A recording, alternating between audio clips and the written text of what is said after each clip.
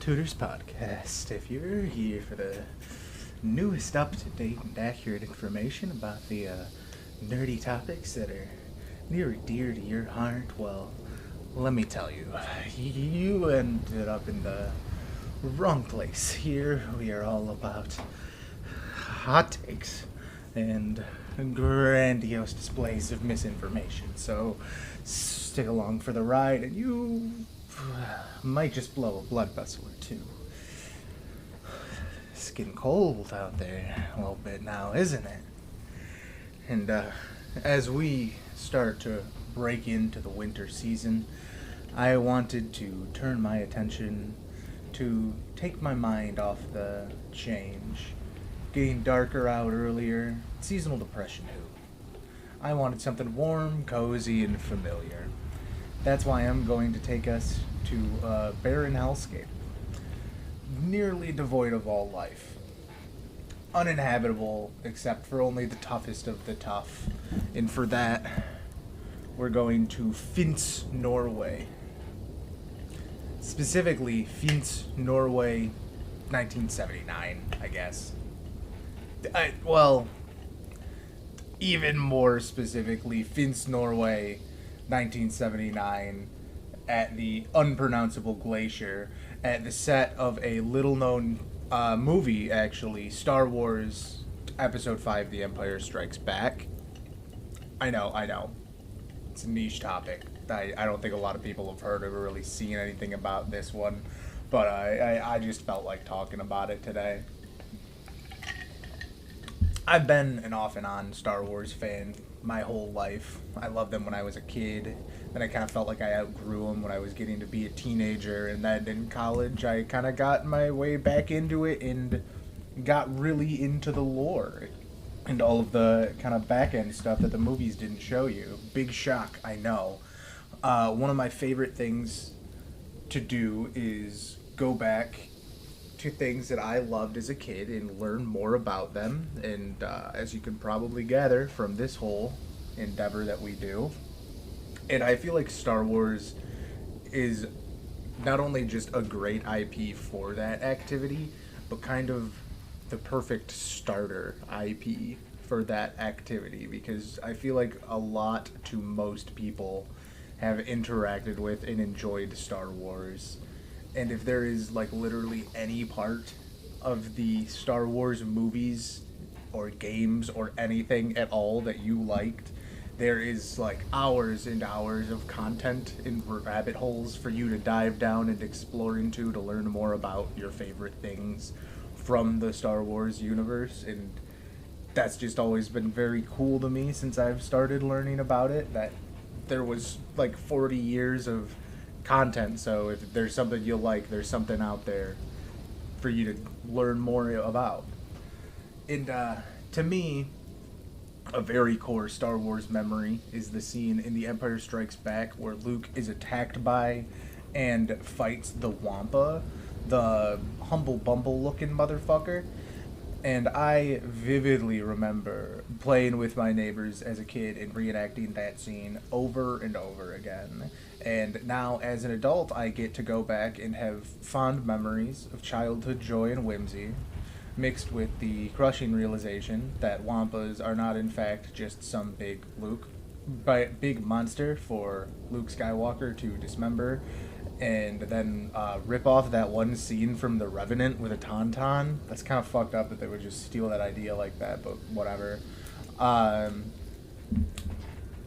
they're actually, like, pretty intelligent alpha predators that use pack and scare tactics to pick people off one by one and torture them before they eat them. So that's super fun. We love that here. What a time to be alive. To preface this entire piece, I will be talking about Wampas within the context of the Star Wars Legends canon, not the canon, because that would be a lot less fun and a lot shorter if I talked about it that way.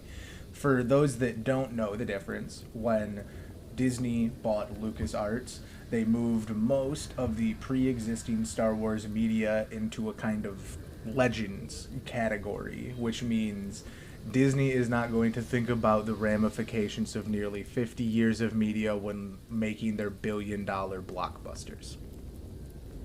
Now, I obviously say that in a bad light because it's kind of sad. There was a lot of media that a lot of people put a lot of work into that was very well thought out and very cool. But also, I'll be fair and say that I 100% understand that they want to tell their own stories, and no matter what decisions of those stories they made, they were going to piss off nerds who were going to go, actually, but this already happened this way back in 1986, so why are you telling it here and it's wrong now? So it's a lot easier for them to go, hey, you know all that stuff you love? We are putting that in a box. It's over here. You can go look at that box whenever you want. We're not getting rid of that box, but we are never opening it. That box is for you. Go deal with your fucking box. So, I'm going to be talking about the things that Disney left in a box. And some of it, I'm sure, will actually still be real canon. But I didn't cross-reference this info. I'll level with you guys. I don't know every piece of media that is and is not Legends cohesive within the Star Wars universe. Because I myself am only slightly learned about this intellectual property. I know a bit more than your average person, not like actually a lot. But anyways, to start, what is a Wampa? And I begin now with a reading from the Gospel of Wikipedia. Wampa ice creatures were carnivorous, predatory reptomammals indigenous to the Outer Rim territory, ice planet Hoth. The bipedal beast stood over 2 meters in height with a shaggy white fur consistently stained with the gore of slaughtered prey. Wampas were armed with jagged yellow teeth and deadly claws.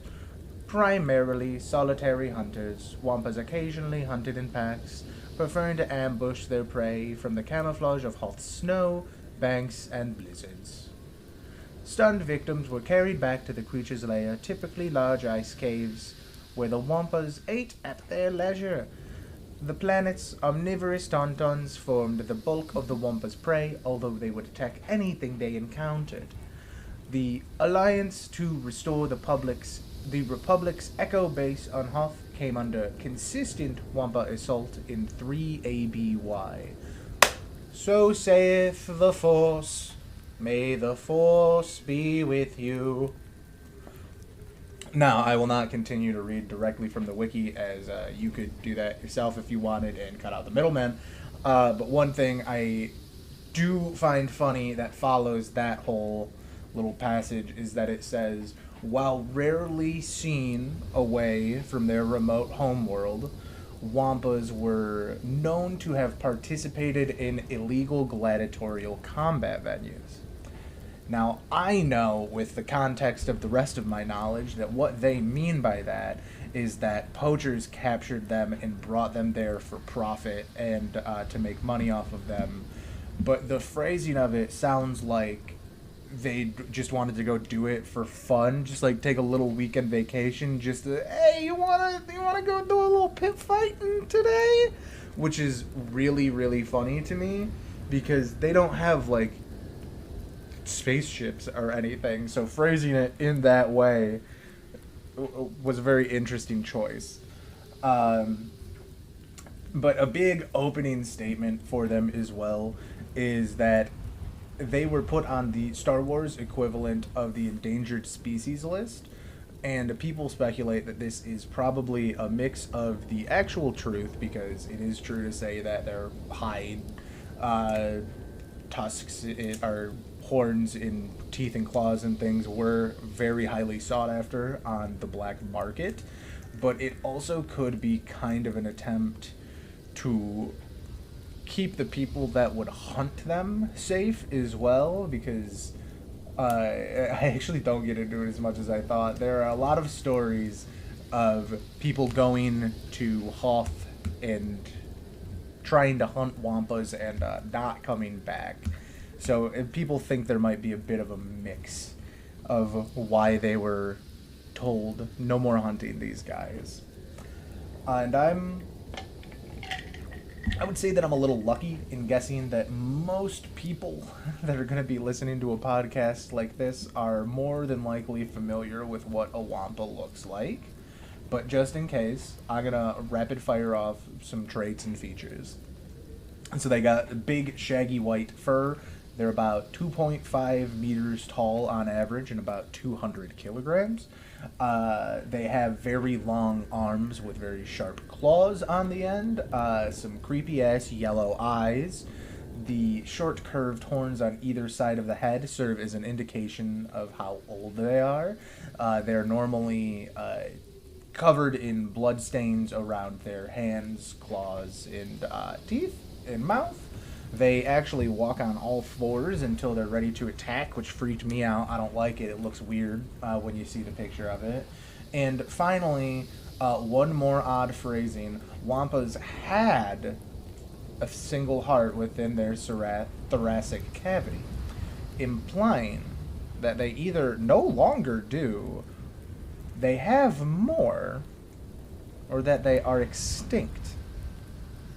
Now, I'm about 90% sure that the real answer is that all articles in the legends section of Wikipedia are written in past tense.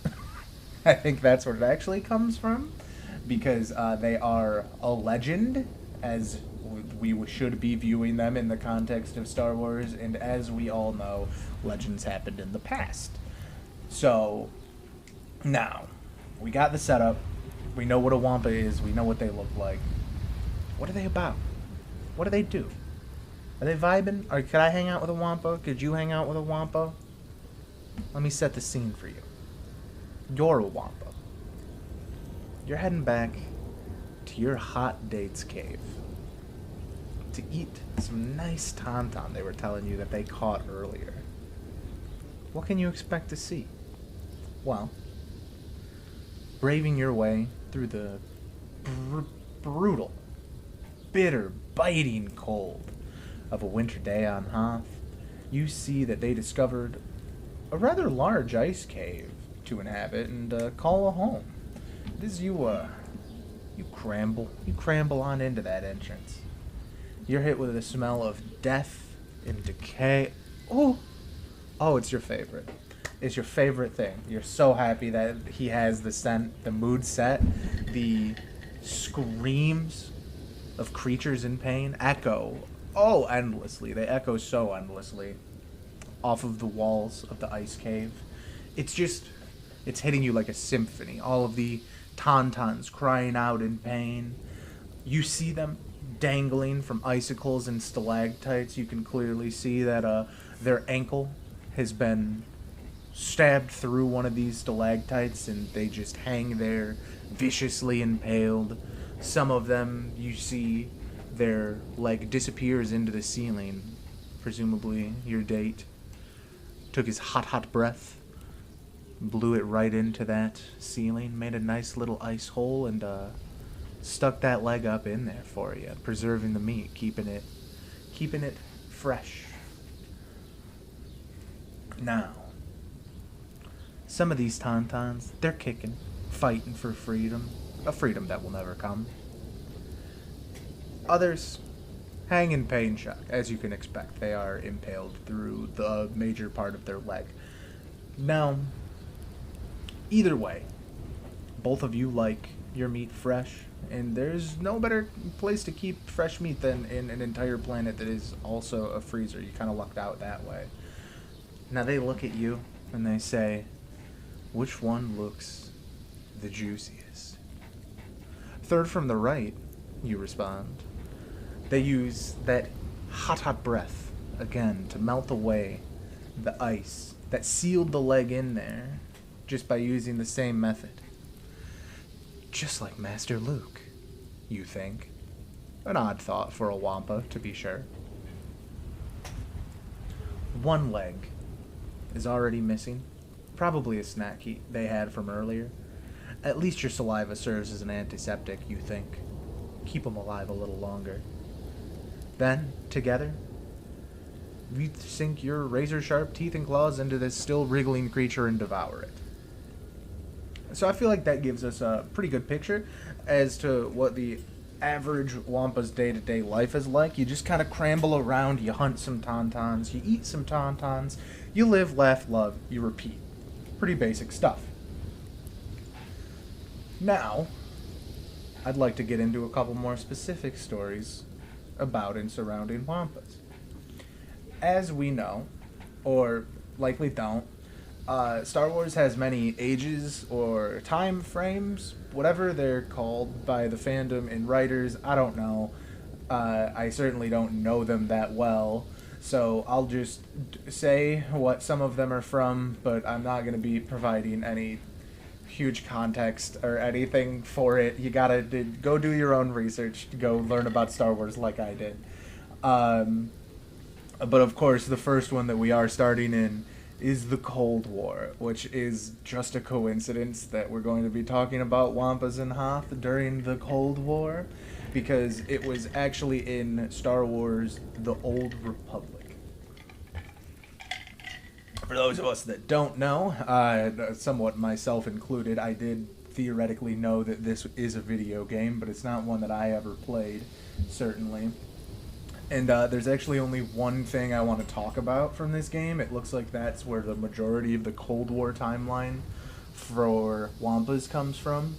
And I just don't know anything about that game at all, except for one thing, because I had the privilege of learning about Chai Tenna, the leader of the White Maw Pirates, who ran Chai Tenna's Pleasure Den, which, among other things, had dozens of Wampas, quote, as pets for entertainment. Even though that is all the description we have, I don't even want to start thinking about the other possibilities of that. Moving on, that's the Cold War. The next person I want to talk about is how I'm going to pronounce Carissa, the Wampa Master, a Night Sister from Dathomir, and there's going to be a lot of proper nouns coming up. I'm not going to tell you about them. Go do your own research. That would turn this into a multi-hour video. Carissa not only used the Force to control the Wampas of Hoth, but also used a bit of quirky genetic engineering to make a name for herself on the planet. This girl had not only the Empire, but the Rebel Alliance as well, looking for her to try and either recruit her or capture her, depending on what side you were on. And as that happened, and they were kind of coming for her, they kind of came after her at the same time, ironically. She lost, like, so many fucking Wampas. Like, they're kind of building her up, at least in the short Wikipedia article, of like, oh, yeah, this girl is really, really strong and is becoming an issue with all of these fucking Wampa that she's controlling on Hoth for all 2 people that live there. We need to go stop her. And then as they go to stop her, they fuck up the Wampas real bad, and then some other Sith actually just ends up coming and being like, you should come work for me. And she's like, oh yeah, that sounds pretty cool, I guess. And it's a very short and interesting thing, I guess, of like, oh, she's so strong. All of the army is gone, though, too. But believe it or not, the worst part is that, for some reason, in some fucking Star Wars card game, that she has a card in called Harmonious Understanding, it reads, after losing her home and her family, she depended on her Wampa for physical and emotional warmth. And knowing that a Wampa can be somewhat intelligent, but can't, like, really communicate like humans, or, like, it's not really known if they have, like, a full language or anything, and it's also kind of that she was just force dominating them, basically. It's fucking sus. Why'd you phrase it that way? What do you mean? What do you mean by that? Is it probably not like that? Yeah, but like if I had a nickel for every time I've read about implied Wampa sex in the past couple days, I'd have 2 nickels, which isn't a lot, but Jesus Christ, what were the Legends writers and BioWare, yeah, BioWare made Knights of the Old Republic thinking? Why is there so much implied Wampa sex? Why? I don't, no more. Maybe Canon got it right, and we shouldn't have Legends anymore when I think about it enough. Um, Following up to that, we're going to talk about one of the Wampa that Carissa genetically modified that I'm going to say is probably Unkajo. He was, as the kids say, a fucking unit. While I can't find like an exact size, the depictions of him, I'd say they look like he's standing 30, 40 feet tall. He's like absolutely towering over buildings and people. And when his master was attacked by the Empire, when Carissa was attacked, it looked as though he died, and that sent her into a rage that she tried to kill all of his attackers, and again, lost and had to run. She doesn't seem like she was actually that much of a threat, but like, whatever. But Unkajo actually was able to survive through who knows how. It didn't really say. And he, like all of the other Wampa, were pushed out of the more prime feeding grounds when the Rebel Alliance created Echo Base, the base that we do see in Episode 5, and was then pushed into another area, I believe known as Wampa Valley, that the Tauntauns were, the prime hunting ground was basically where Echo Base was, and then they all got pushed out into another area, and we don't have it in the movie, but within the Legends canon, there was a really big attack on the Rebel Alliance at Echo Base by the Wampas, so it's heavily implied that Unkajo was still around and part of the fight for that, because he did survive being slaughtered by the Empire a little bit before. So the final Wampa that I'm going to talk about, this is just going to be a short, cute little episode, break it into Star Wars a little bit and see if I get slaughtered for talking about it incorrectly. The final one I'd like to talk about is like less weird, but is kind of somehow crazier to me than the two that wanted to fuck Wampas, and that's that this one was force sensitive and used a sword.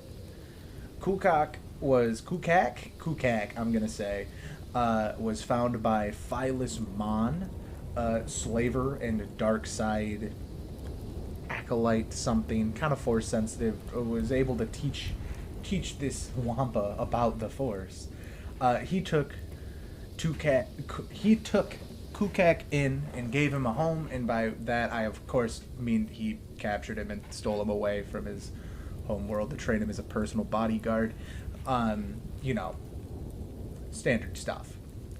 Now, Mon trained Kukak as not only a creature that will despise and want to kill absolutely all Jedi that exist, he also did it in Shevin, which is a language that very few people speak, and even fewer force sensitives speak.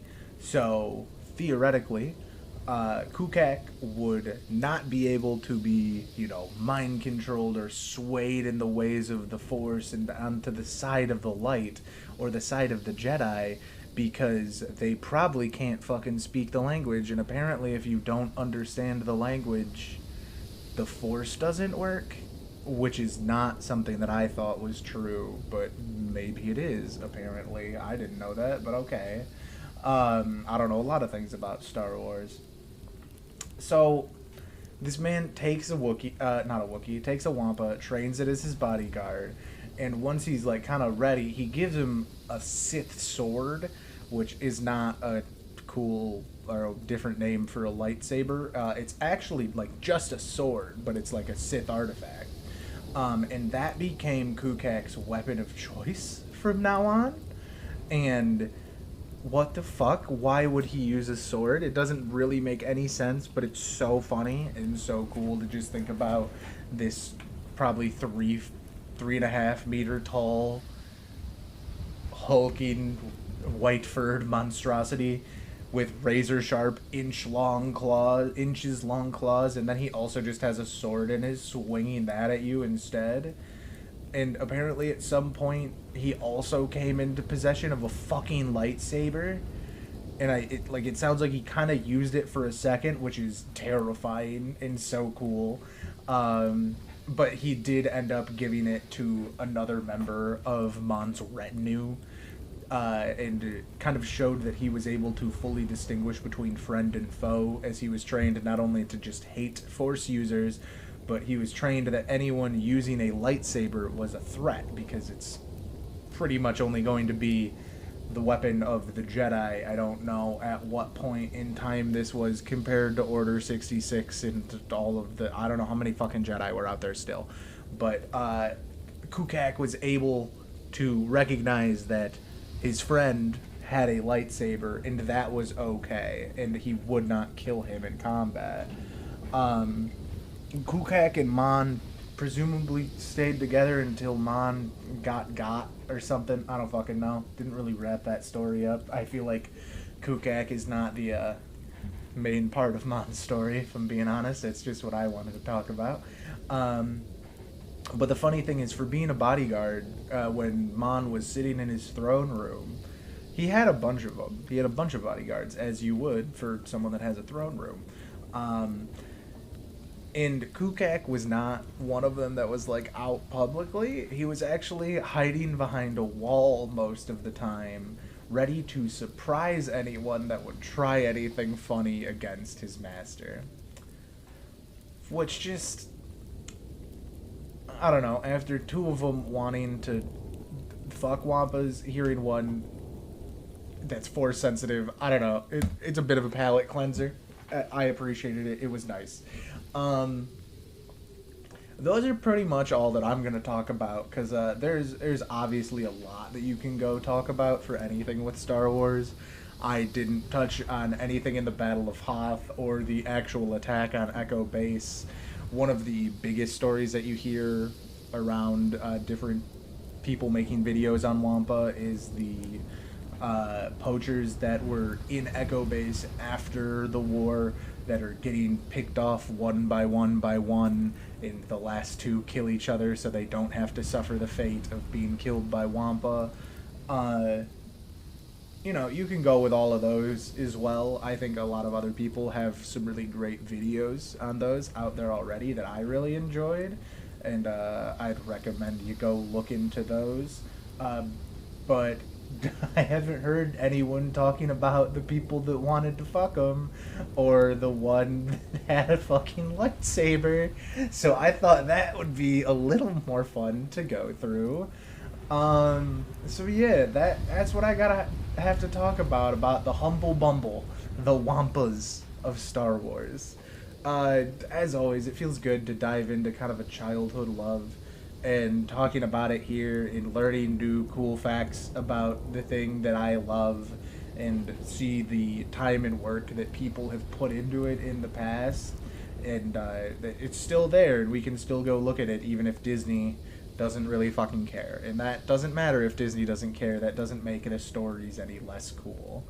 And Tyler, you're gonna have to suffer through some more ramblings about Star Wars, but don't worry, those are coming. But for now, we hope you have had a great weekend, day, whenever you happen to be listening to this podcast on our new date on Friday. The time is still to be set, but this is going to be our new day. It works a little better for our schedules. Clearly, you can tell both of us are here. It works so well for our schedules. We hope you tune back into the next episode where who knows what we're going to be talking about. Things are crazy. The weather's changing. It's sad out. We're going to be talking about the things that make us happy at the time. I think Tyler's about to talk about the Monster Hunter Wilds beta. I was unfortunately not really able to get into it based off of the tech specs of my PC, but Tyler has some thoughts that he'll hopefully be dropping to you pretty soon here. And until next time, I've been Ian, and he is still Tyler, I promise. He's not here, but he is still Tyler.